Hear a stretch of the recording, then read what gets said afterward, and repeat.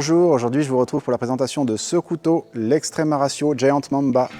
Extrema Ratio, pour rappel, c'est une marque italienne qui fabrique des couteaux depuis 1997, essentiellement des couteaux militaires tactiques pour équiper l'armée italienne. Celui-là, on va dire qu'il ne déroge pas à la règle, sauf qu'il est quand même bien plus polyvalent. Donc on a un couteau de type tactique, de type militaire, outdoor, mais en fait qui est conçu pour être polyvalent. La particularité de ce couteau, c'est qu'il est extrêmement solide, de par une épaisseur de lame de 6,3 mm pour 16,3 cm de long et une longueur totale de 29,3 cm et un poids de 289 grammes.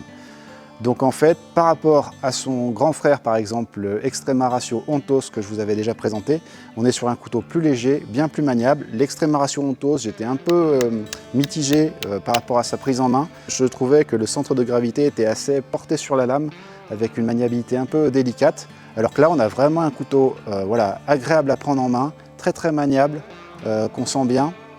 Et puis j'apprécie particulièrement ce design vraiment stylé, moderne. Alors ce design, il est dû en partie à cette belle lame de forme Tanto. J'apprécie ces formes Tanto parce que ça ne présente pas de point de fragilité. On a une lame assez carrée, avec une pointe très restreinte, qui ne va pas présenter de points sensibles. Donc on peut y aller franchement, on risque très peu de la casser, il y a vraiment beaucoup moins de risques par rapport à une forme drop point bien effilée, bien pointue. Là, voilà, déjà on peut même avoir du mal à la planter parce qu'il n'y a pas beaucoup finalement de pointu.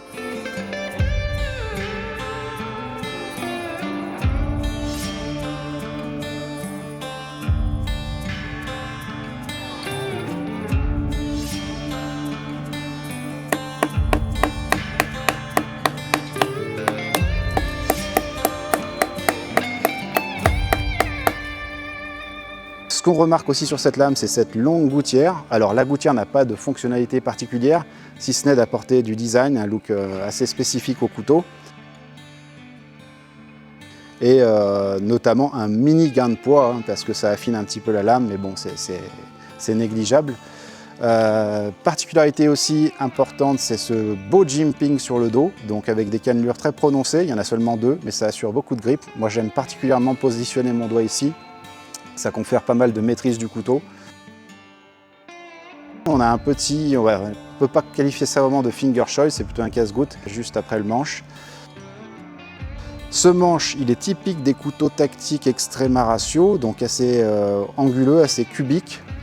Il offre une bonne prise en main. Le matériau, c'est un polymère, le Forpren, donc un genre de plastique un peu caoutchouteux. Il sera donc très résistant, imputrescible, résistant au choc. Il est fixé sur le manche, on voit qu'il n'y a pas de vis, et en fait il est fixé grâce à un filetage de la soie et ancré sur la lame. La lame se prolonge, là, donc la soie se prolonge pour finir par cette petite excroissance métallique qui fait office de talon de brise-vitre avec un trou qui permet de fixer une lanière, une dragonne.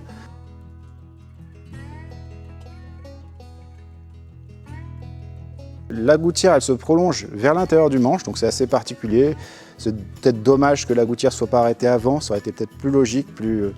Là, ça fait un point d'infiltration de l'eau, mais bon, voilà, le couteau est résistant à l'oxydation, donc il n'y a pas de souci.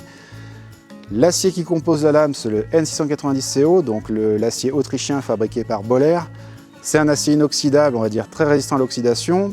Je lui mets 8 sur mon graphique des propriétés des aciers par rapport aux critères de résistance à l'oxydation. Il comporte du cobalt, donc ça en fait un acier assez dur, donc il est de 58 HRC et le cobalt assure une bonne conservation du tranchant. Donc on va dire qu'il a 5 en rétention, en conservation du tranchant. Il est assez facile à affûter. Par contre au niveau toughness, c'est-à-dire résistance à la casse, résilience, résistance au choc, on va dire que c'est un acier qui est à 4 sur 10, donc qui n'est pas parmi les couteaux les plus résistants au choc, les plus solides. Pourquoi est-ce qu'il est un peu moins résistant à la casse que d'autres aciers? C'est parce qu'il a une forte teneur en chrome, donc qui assure l'inoxydabilité de la lame. Et ce chrome génère des carbures qui sont des éléments de grosse structure et donc plus les éléments sont gros au sein d'un alliage, plus ça limite la résistance à la casse. Par contre, ce qui va contrecarrer cette, on va dire, relative faiblesse de l'acier N690CO, c'est la géométrie de cette lame qui est vraiment conçue pour être solide. Donc c'est 6,3 mm d'épaisseur qui assure beaucoup de rigidité et beaucoup de résistance.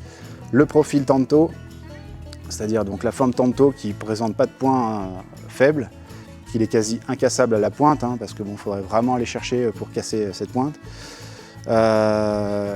Et donc globalement, un couteau très solide, pleine soie. Alors il n'est pas plat de semelle, il est un peu comme les couteaux Folkniven, les modèles A1, A1 Pro, S1.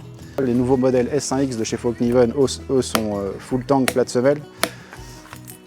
Mais là, moi, je trouve que voilà, j'aime bien autant les poignées dans un sens, ça permet d'avoir une meilleure prise en main, ça protège du froid.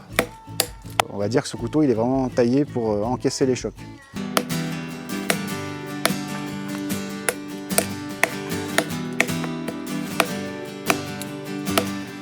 Take a walk down the river tonight with a lot that's on my mind.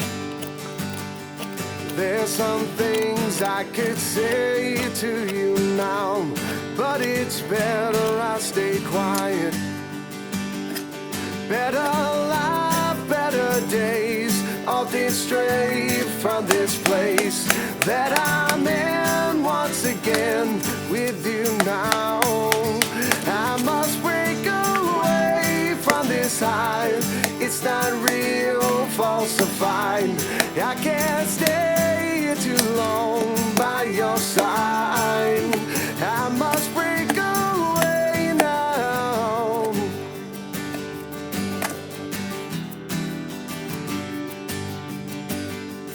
Everyone there has left you. Le couteau est livré avec un étui ambidextre compatible Moly en plastique anti-choc moulé par injection et sangle de type Cordura dont sangle de cuisse caoutchoutée anti-rotation.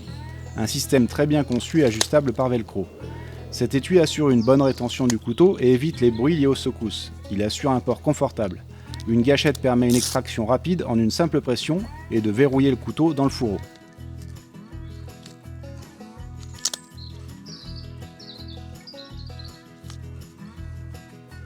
Pour conclure, ce Giant Mamba à la lame finition Stonewash et poignet au coloris HCS est également disponible en coloris Black, lame noire, Desert, Ranger Green et Wolf Grey. Il est commercialisé 270 €. C'est dans la gamme de prix de couteaux équivalents tels que certains Folkniven ou Fox en acier VG10 ou N690, sachant que les étuis des couteaux Extrema Ratio font partie des plus élaborés du marché. Je verrais bien ce type de couteau avec des aciers de la métallurgie des poudres tels que le CPM3V, l'Elmax, voire le nouveau Magnacut, mais sans doute que ça augmenterait encore davantage le prix. Ce Giant Mamba est un couteau très efficace sur le travail du bois, on peut bâtonner sans crainte, effectuer des coupes transversales ou coupes à la volée. Il est performant dans ses tâches, notamment de par l'inertie de sa lame impressionnante. Le couteau est peut-être un peu lourd et de lame trop épaisse pour se livrer à de la sculpture sur bois, bien que sa lame parvienne à trancher des fruits avec précision.